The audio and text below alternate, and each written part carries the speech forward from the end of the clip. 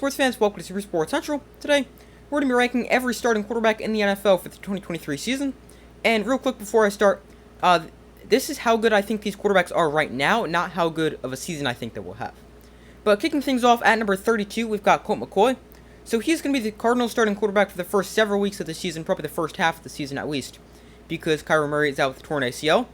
And it is pretty easy to see why I've got McCoy 32nd, or the worst starting quarterback. It's because he's a backup quarterback, and a good backup that I'm sure any team would like to have. Is a nice, experienced veteran backup, but he's not necessarily a starting quarterback, and it'll be a tough ride for Colt McCoy and the Cardinals this season. 31, I've got Desmond Ridder, so he gets us into the actual starting quarterbacks. And I've got Ridder at 31. He could be a lot higher after this season, but Ridder's coming off a rookie season where he only started 4 games, and in those games he threw for 708 yards and 2 touchdowns.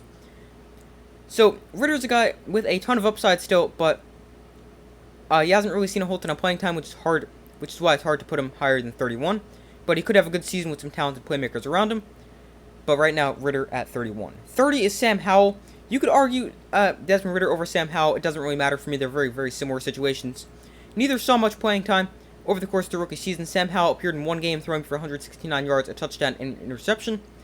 So, like with Desmond Ridder, I'm excited to see what happens with Sam Howell this season and what he can do in a full season as a starter. But Sam Howell enters at number 30. 29 is Anthony Richardson. He's the first rookie quarterback on this list, and probably the most unknown of the rookies that will be starting. Richardson is not the greatest passer at the moment, but he's a playmaker, and he's going to be good for the Colts right away because of his athleticism and his rushing ability. But lots of unknowns with Anthony Richardson. How good will he be as a passer? I'm willing to bet he's probably going to have some passing games where he's unbelievable, and then the next game he'll throw like 3 interceptions. But I think you're going to get a lot of ups and downs with Anthony Richardson in his rookie season. And because of those unknowns, I have him at 29. 28 is Bryce Young. So you might think that's a slight bit low for the number 1 overall pick. But I think Bryce Young is good, yes, but I don't think he's amazing. I think he's overrated by a lot of people. Because he's undersized. He's a good passer, but I don't really think he's anything truly amazing right now, and I think he's pretty overrated. So I've got him at 28. 27 is CJ Stroud. So I have him above Bryce Young because I think everything Bryce Young can do, CJ Stroud can do equally, or if not better. So both are good passers. CJ Stroud has better size, solid scrambling ability, and I think he's going to be the best of all rookie quarterbacks this season, and I also think he's the best rookie quarterback right now, so I've got him at 27. 26 is Kenny Pickett. So he's above some of the other second-year quarterbacks because he saw more action in his rookie season. Pickett's play definitely picked up as the season progressed last year, and he finished his rookie season with 2,404 yards, 7 touchdowns, and 9 interceptions. So the stats aren't amazing, but Kenny Pickett looks to build off a decent rookie campaign. He enters at 26. 25 is Jordan Love, so he's probably the hardest quarterback to rank because he's been in the NFL for 3 years but has seen very limited action, sitting behind Aaron Rodgers. And now with Rodgers out of the picture in Green Bay, Love finally gets the reins. But we really have no idea about Jordan Love. I would say he's got to prove himself, so I think 25 is a fair spot. But I think he'll probably end up top 20 after this season. 24 is Baker Mayfield. He should probably be a little bit lower, especially if you believe some of the training camp reports, because he hasn't been named the Bucs starter yet, and he's battling with Kyle Trask. But Mayfield is now on his 4th NFL team in 5 career seasons, and he's been pretty bad, especially last year. He had one good year, but he was bad last year where he finished the season with a 10-8 touchdown to interception ratio on the Panthers and Rams. So Baker Mayfield definitely has a lot to prove this season in Tampa, but right now he slots in at 24. I could definitely understand having him lower. 23 is Ryan Tannehill, another player I think should be lower. I think Tannehill is overrated. I think his best days are past him. And I know people think he's still good. I think he can be good, but I don't necessarily know if he even makes the full season as a starter in Tennessee with second-round pick Will Levis sitting right there. But Tannehill wasn't great last year, and I know he's battling injuries, but I think that's just what you're going to get with Ryan Tannehill as he gets older with injuries, and I just don't think he's going to be an even decent quarterback anymore. And I've got Tannehill at 23, and I think that might be a little too high. 22 is Russell Wilson, another very interesting player to rank because he was brutal last season in his first season with the Broncos, throwing for 3,500 yards, 16 touchdowns, and 11 interceptions. But how much of that was Nathaniel Hackett, and now that he has a good coach in Sean Payton, can he regain his form in Seattle? I don't know, but with Russ, like with Tannehill, I think his best days are definitely past him, which is why I have him ranked at number 22. 21 is Jimmy Garoppolo, another player that might be slightly too high, but Garoppolo is a decent quarterback who can get the job done. The problem with Jimmy is he has never been great, and he also struggles to stay on the field. He missed a lot of time last year with the 49ers, which forced him to start Brock Purdy. And now, the argument with Jimmy Garoppolo of why he's good is he wins games, but now that he's out of San Francisco, we're really going to see how good that argument really is, because when he was with the 49ers, he was always surrounded by great teams. So now that he's on the Raiders, and they're not necessarily a amazing team, it's going to be interesting to see if he still continues to win games. But right now, Garoppolo at 21. 20 is Mac Jones. So Mac Jones is in a very weird spot in terms of quarterback rankings right now, because he had a great rookie season and an awful second year, where he threw for just shy of 3,000 yards, 14 touchdowns, and 11 interceptions. Now, to be fair, he did have a defensive coordinator in Matt Patricia as his offensive coordinator. So now that he has a new offensive coordinator in Bill O'Brien that actually knows what he's doing, that could definitely help Mac Jones. But right now, he comes in at 20. We're definitely going to see and learn a lot about Mac Jones this upcoming season. 19 is Matthew Stafford. So he's another quarterback in a weird place, because it's hard to rank him, because last year he battled injuries and he wasn't great. In 9 games, he threw for a little over 2,000 yards, 10 touchdowns, and 8 interceptions. But the year before that, when he was fully healthy, that was obviously the year the Rams won the Super Bowl, he threw for 4,800 yards and 41 touchdowns. So he could return to being an elite quarterback and being a top 10 quarterback, but he is getting older. So I really have no idea for Stafford. Right now, he's at 19. I feel like that might be a little low, but we're definitely going to learn how much he still has left in the tank after this season. 18 is Brock Purdy. So he is the highest second-year quarterback I have ranked. And that is because Brock Purdy was incredible as a rookie after being Mr. Irrelevant. He started as the 49ers' third-string quarterback, and obviously ended up being the starter after injuries, where in 9 games he threw for 1,374 yards, 13 touchdowns, just 4 interceptions. Now, Purdy also had the Niners in the NFC Championship game before he got his elbow destroyed, but Brock Purdy was great as a rookie and is ranked at number 18 heading into Season 2. 17 is Derek Carr. Some might argue this is a little bit high for Derek Carr, but I don't think so, because Derek Carr, he's not a very bad quarterback. He's a solid middle-of-the-pack quarterback, which is right around why I've got him at 17, which is one shy of the halfway point. But he just wasn't good with the Raiders last season, because the Raiders were a mess, and I definitely think a change of scenery will greatly help Derek Carr, and he can be a solid quarterback in the NFL. As I said, he's at 17. 16 is Justin Fields. So Justin Fields broke out as a playmaker last year after the Bears decided they were going to let him run, as he ran for over 1,000 yards. He still wasn't amazing as a passer, with just 2,200 passing yards, 17 touchdowns, 11 picks.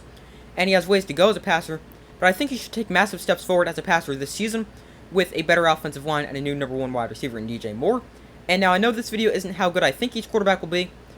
It is how I view them right now, but right now I've got Justin Fields as the 16th best quarterback in the NFL, but I definitely think he'll be in the top 10 by the end of this season. 15 is Kirk Cousins. So Cousins is a lot like Derek Carr, although a little bit better. He's a very accurate, precise passer.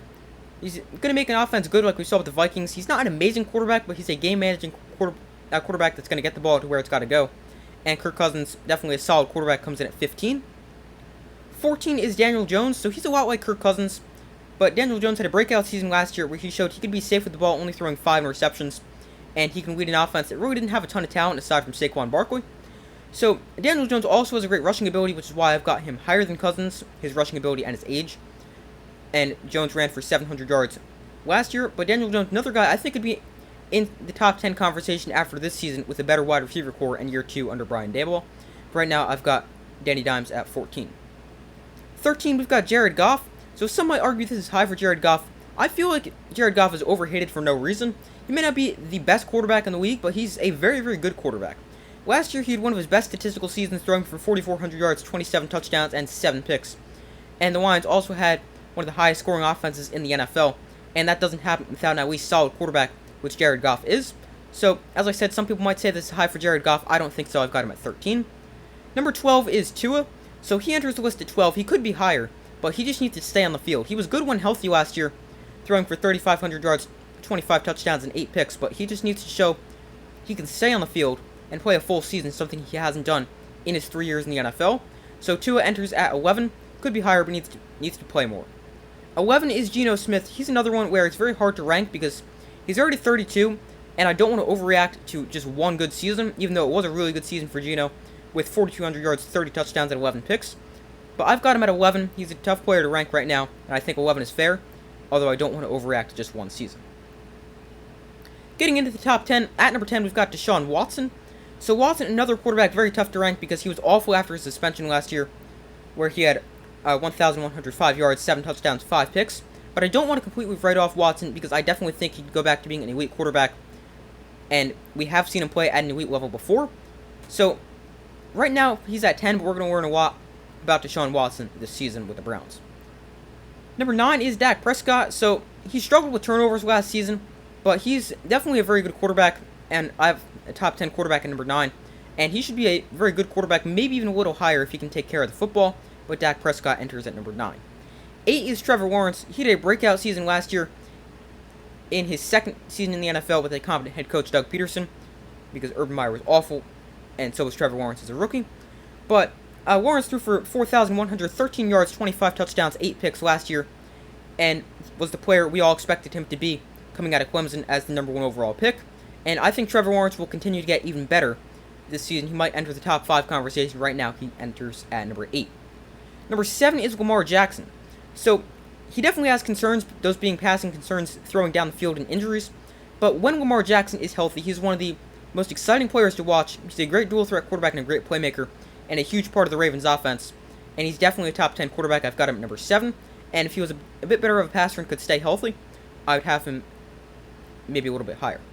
Number 6 is Aaron Rodgers. So 6 could seem a little low for Aaron Rodgers, but he's 39, coming off his worst healthy season since 2013, where he threw for 3,600 yards, actually just about 3,700 yards, 26 touchdowns, and 12 interceptions. And that is the first time Rodgers has thrown more than 10 picks since 2010. So Rodgers obviously has a track record of being one of the best quarterbacks in the game, and he's still right around the top 5, but after a season that wasn't great, especially for his standards, he's at number 6. Getting into the top 5, at 5 we've got Justin Herbert. He's gotten off to a tremendous start in his NFL career, throwing for at least 4,000 yards in all 3 of his NFL seasons so far. The only knock on Herbert right now is he has yet to win a playoff game after the Chargers blew the 27-3 lead against the Jaguars.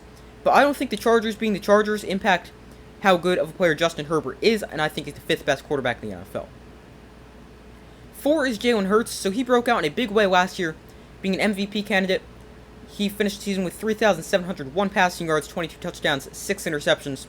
Plus, he also added 760 rushing yards and 13 rushing touchdowns. And Jalen Hurts has become one of the best dual-threat quarterbacks in the NFL. He's a great quarterback, and a big reason why the Eagles were so good last season. And Jalen Hurts checks in at number 4. Number 3 is Joe Burrow. So 3 is either Josh Allen or Joe Burrow. I've got Burrow. He is definitely one of the 3 best quarterbacks in the NFL. He's a huge reason the Bengals are as good as they are. And in his 2 full seasons in the NFL, he's put up at least 30 touchdowns and 4,000 yards in each of those 2 seasons. And he's done that with a below-average offensive line. So Burrow, a tremendous quarterback. I'm excited to see what he can do with a good offensive line this season. And he enters at number 3.